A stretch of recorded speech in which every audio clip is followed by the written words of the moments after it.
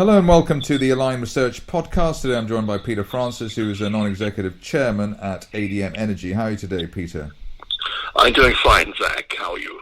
Right, we've got some questions for you today. We note on the 14th the lifting at the Aje Field RNS that we had earlier in the week. When can investors expect the next one? Well, with stable production at the floating production unit, storage unit, the front puffin, we would expect another lifting within the next 3 months. I would add that the FPSO has storage capacity of 750,000 barrels of oil, and therefore the partners do have flexibility on the timing of the next lifting, which provides us with the opportunity to make sure that the price we obtained is the most advantageous market price. We just used this strategy on the last lifting, and we found that we got a better price by storing our equity crude on the vessel and then selling at a time when the prices were higher. And so we avoided selling into that weaker COVID oil price earlier this year. Okay, can you elaborate on the partners' plans for Aje in 2021? Yes, sure. The Aje partners plan to drill a further 3 wells to increase production to 9,000 barrels of oil per day. And we have a field development plan that has been prepared by the operator, Petronor YFP. And the field investment decision is expected to be taken in the first quarter of next year, 2021. And the drilling of the wells are planned for the fourth quarter of 2021. During that period, we have to obviously look for drilling rigs and get the equipment into the field. I would just add that the Aje Field is predominantly a gas resource, and the next development phase is to commercialize the dry gas with a midstream partner. The Aje Field is located just 45 kilometers from Lagos offshore, and the West Africa gas pipeline runs through the Aje Field, which exports Nigerian gas to nearby Benin, Togo, and Ghana. So we have a number of gas sales options that we're looking at as generators move from diesel to gas-fired power generation. And that development phase will take place in 2023. Okay, the closure of the EER deal with the stock vesting at 7 pence was trailed in the RNS earlier this week on Monday. Is it safe to assume investors can expect news on this shortly as well? Oh, yes.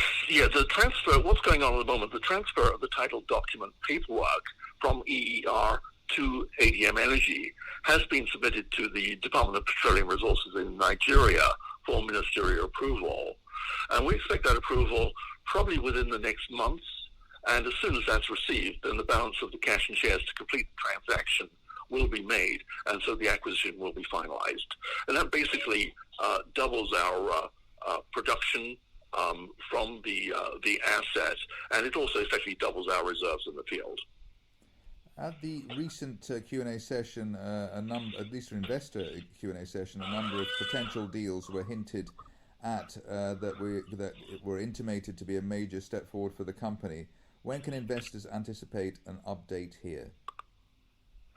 Well, as I said, we expect to complete the first acquisition of the EER deal in this coming first quarter, probably in the next month, which does effectively double our revenue, interest, and reserve base.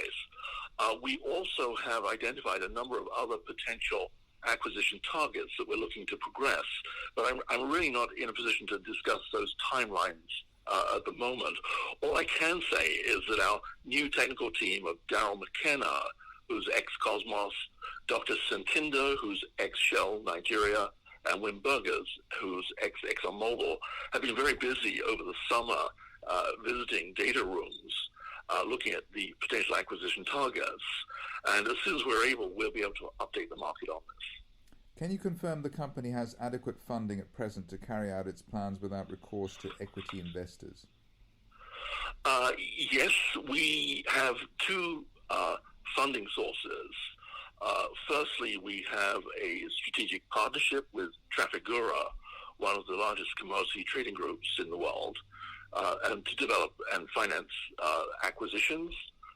Trafigura is providing $100 million of project financing, together with a convertible loan note facility of up to $20 million for acquisition financing. And secondly, we have identified access to a Middle East-based investment vehicle to source and develop investment opportunities in West Africa.